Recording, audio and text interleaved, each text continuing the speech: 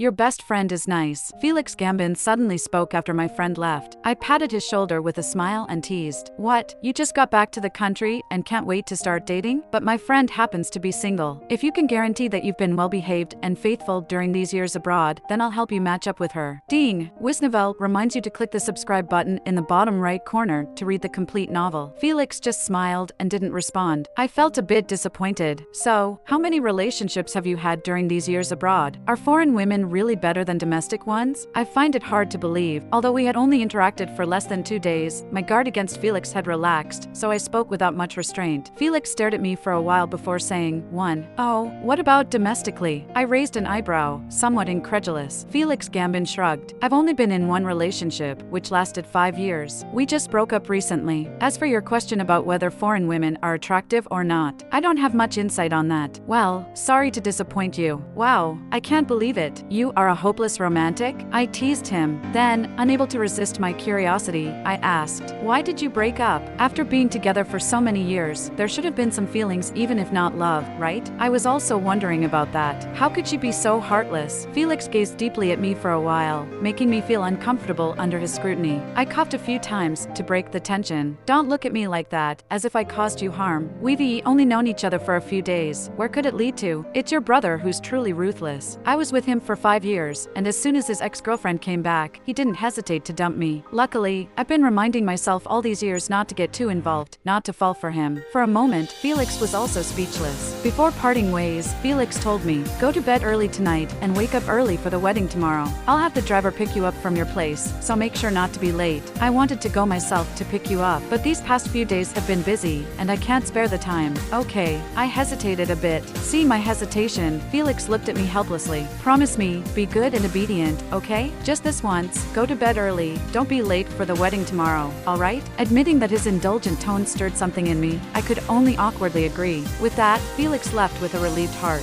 However, I couldn't shake off this strange feeling. This wedding, is it Fergus Gambin and Maura Storm's wedding? Why does it feel like it's becoming a wedding between me and Felix Gambin? No, I need to adjust my mindset. I must not get too emotionally involved. I returned home. My mom was still crying and saying she absolutely refused to attend Fergus Gambin's wedding the next day. She even said I was shameless and used all sorts of harsh words. I just couldn't be bothered to deal with her. 5 years ago, my dad fell seriously ill and needed surgery. At that time, my mom was clamoring for a divorce. I was at my wit's end, and that's why I agreed to sign the unequal agreement handed over by Fergus Gambin, becoming a slave in his marriage. Now, my mom still wants to make a fuss about this matter, which really annoys me. I could only lock myself in my room and go to sleep. As for Fergus Gambin's wedding, she can go or not, as she pleases. I myself don't want to go, so why bother with her? But I did promise Felix Gambin. Just the thought of his gentle and elegant smile makes my heart race, and I don't want to disappoint him. The next morning, it was only a little past 6 when I received a call from Felix Gambin. "Sweetheart, it's time to get up. The driver has already set off to pick you up in a while. Baby, you can freshen up and get ready now." His gentle tone really gets to me. I was still a bit sleepy when I just woke up, but after hearing Felix's call, I blushed and instantly felt more awake. Just as I finished freshening up, the driver's car arrived. But surprisingly, there were 2 cars. "Miss Krista, this way please." I got into the car. Then, I saw the driver say something to my parents, and my mom, who was initially reluctant, suddenly turned into excitement. Without a word, she grabbed my dad's hand and eagerly got into the other car. I was speechless at this scene. Before long, the car stopped, but my parents' car didn't stop here. "Yuri here?" As soon as I got out of the car, I heard that gentle voice. It was Felix Gambin. My heart inexplicably raced. For a moment, I forgot to reply. Felix smiled and suddenly asked me, "I specially bought you a set of formal attire. Do you mind trying it on? There's also a makeup artist with the team, guaranteed to make you look stunning and be the center of attention tonight." I blushed a bit at his words. "I assent that a bit too much? Why does it feel like I'm marrying you? It doesn't seem like someone else's wedding." At these words, Felix's smile held a deep meaning as he looked at me. "Well, what if it was mine? Would you marry me?" I felt shy and annoyed at his question. "What nonsense are you talking about? I am your younger brother's ex-wife. Now, everyone in T-City is waiting to see me make a fool of myself. If you hadn't invited me, I wouldn't have come today. And, we've only known each other for a few days, right?" Honestly, I was a bit moved by him. But indeed, the time I have known Felix is quite short. Maybe he was just joking casually. If I took his words seriously, and in the end, I misunderstood his intentions, it would only make both of us very embarrassed. So, I didn't dare to take Felix's words seriously at all. If we had known each other for a long time, would I have a chance then? As for the fact that you were married to my younger brother, let's not mention it again. I'm not someone who would mind such things. My cheeks were burning hot. Seeing he wouldn't let it go, I glared at him in anger. Shut up. If you keep talking, I might really take it seriously. Felix wanted to say something, but suddenly, a phone call came in. He was very helpless and had to apologize to me. I have something urgent to attend to, so I must leave now. You follow the makeup artist later, and she will tell you where to find me. Remember, today is very important to me. Please don't leave me alone again. I got it, I replied, but Felix still looked back several times, obviously very worried about me. God, in your impression, am I this untrustworthy person? Wait and see how I deal with you later. I gestured at him with my little fist, then couldn't help but sigh in my heart. If the person who appeared in front of me 5 years ago was you, that would be great. When I changed into the evening gown and put on makeup, I almost didn't recognize myself in the mirror. This is too beautiful. The evening gown was obviously custom-made, predominantly white with diamonds, but with some exotic styles in many details. However, this evening gown unexpectedly blended very well, not giving a very abrupt or awkward feeling. Could it be that he had it custom-made by someone yesterday at the last minute? I couldn't help but ask the makeup artist next to me. She smiled and said, "How could it be last-minute custom-made? As far as I know, Mr. Gambin had someone design dresses for you several years in advance, just in case. There were simple, luxurious, white, pink, and various styles, but he ultimately chose this one. He said you would like it." I was speechless. What kind of strange things are these? But, looking at the evening gown on me, I always felt a little inappropriate. Is this a wedding dress, not an evening gown? Is it not too appropriate for me to wear like this to a wedding? People who don't know might think I am the female lead tonight. Where is the bride? The female makeup artist just smiled. Soon, she led me to the venue. The wedding was held at a famous mountain villa in T-City. Even the cheapest villa here costs millions, and the villa at the mountaintop is worth billions, known as the Cloud Palace, visited only by the wealthy and powerful. Ordinary people wouldn't even dare to imagine. At this moment, the guests had arrived at the venue. The seats were full, waiting for the newlyweds to make their entrance. The female makeup artist led me through a long aisle to a closed door.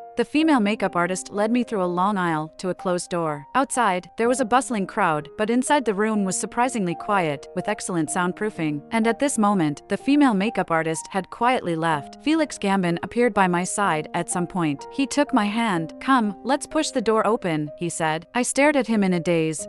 At this moment, Felix had already changed into a new groom's wedding suit, the same white color, the same luxurious style. Even if I were the dumbest person, I realized what was happening at this moment, but it was too late. The next moment, the door in front of us swung wide open. All the guests' eyes focused on us. The groom and bride are making their entrance. The atmosphere on the scene was boiling, but standing at this high point in front of everyone, I felt extremely nervous. "Felix Gambin, what is going on? How could you?" SHH. Felix raised his finger to his lips. Then, he leaned down to my ear. "This time, it has nothing to do with any contract, any deal. If you want to refuse me, to escape from here, feel free to do so. But tomorrow, the headlines in T-City should be about me, the young master of the Gambin family. I will become the laughingstock of the whole T-City if my bride run away from the wedding. Felix Gambin. Oh no, I should call him Fergus Gambin." Fergus Gambin looked at me calmly. I squinted my eyes, staring at him. "Are you threatening me? What is your purpose in doing this? You deliberately changed your identity to get close to me, tricked me into coming to the wedding scene, just to deceive me and have fun? Is that fun for you?" Our contract ended the moment Maura Storm came back. I said, "Today has nothing to do with any contract. It's me, Fergus Gambin, proposing to you." With that, Fergus actually knelt down. "Marry me, Krista Medlin."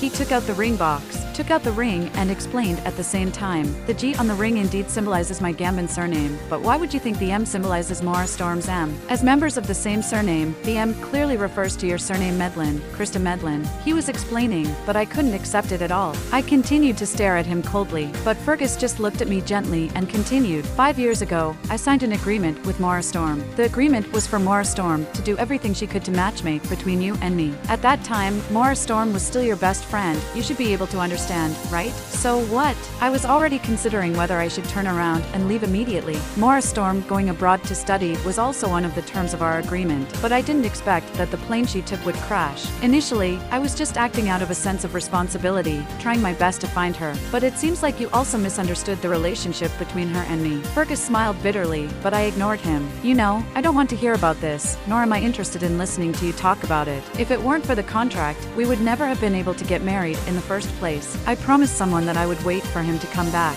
I was supposed to marry him when I grew up. As I said these words, my body and mind were shaking. But then, he died. Upon hearing this, Felix looked embarrassed. Aren't you curious why I tried to get close to you? There's always a reason for everything. I'm not interested in that, and I don't want to know, I said, lost in my own memories of sadness. When I was a young girl of about 10, I accidentally fell into the water. I was saved by a boy of the same age who happened to pass by. Unfortunately, that boy was diagnosed with a terminal illness. Later, he was sent abroad by his family for treatment. Before parting, we made a promise that when he recovered from his illness and grew up, I would marry him. But deep down, I already knew that this was never going to happen. I even asked a friend who was a doctor, and it was indeed a terminal illness that couldn't be cured even with medical technology abroad. Later on, I received a letter from the boy's family, informing me that the treatment for his illness had failed, and he had passed away. Fergus looked extremely embarrassed, carefully observing my expression. Actually, if I told you that everything back then was fake, that the boy deliberately staged a play with the help of others, would you be very angry? Of course. The boy has been feeling guilty and remorseful since then. What? I raised an eyebrow and glared at him. Fergus became even more embarrassed and could only whisper, "Actually, I am the boy who saved you back then." The air around us seemed to freeze for about 5 or 6 seconds. Then, in the next moment, Yuri talking nonsense. I couldn't help but get angry and yelled at him, almost resorting to physical violence. "I'm telling the truth," he insisted. "Look, take a closer look." Fergus revealed his arm. As expected, there was a clear scar. It was the wound he accidentally got while saving me that year. He had to get several stitches at the hospital to heal. Many years had passed, but I could still vaguely see that familiar scar. I did plan to go abroad back then. My parents had to take me abroad due to work reasons, but I was afraid that you would forget about me once I left, so I had to resort to this plan. As for the letter I sent you later, it was actually my mom's idea. I only found out later. At that moment, I couldn't accept it at all. "So, you're just a big liar? You lied to me when we were kids, and you're still lying to me now that we're grown up?" As I said this, tears welled up in my eyes uncontrollably. Fergus thought I was blaming him, but in fact, these were tears of overwhelming joy. I was grateful that he didn't actually have any terminal illness back then, and he didn't die. Now that he could appear in front of me again, what was there for me to hesitate about? "I'm sorry, Krista. I thought that 5 years would make you let go of the past, and we could start anew. But in these 5 years, you hardly ever looked at me properly. So, I tried to reappear in front of you with a new identity. It wasn't that I was too indifferent all along. It's that you deliberately distanced yourself from me. Yuri scared. Yuri afraid that you've fallen for me, right?" Fergus analyzed it perfectly. I glared at him fiercely. I meant for him to shut up immediately, but Fergus kept talking. Unable to take it, I stood on tiptoe and fiercely bit his lips. Unexpectedly, Fergus hugged my waist and, in a domineering and forceful manner, bit me back. After a while, when I was almost out of breath, Fergus reluctantly let go of my lips. He looked at me and suddenly smiled. "Have you forgiven me?" I lowered my head and nodded lightly. "Yeah." In the next moment, the whole room erupted in cheers. However, they were too far away. They didn't know that the real protagonists of tonight were not Fergus Gambin and Maura Storm, but me, the abandoned wife who should have been mocked by all of them. But at that moment, I couldn't care less about all that. "Let's start over." I lifted my head and gazed into Fergus's eyes. For the first time, I faced him directly. At my words, Fergus also smiled. "Okay, let's start over. This time, our contract is for a lifetime."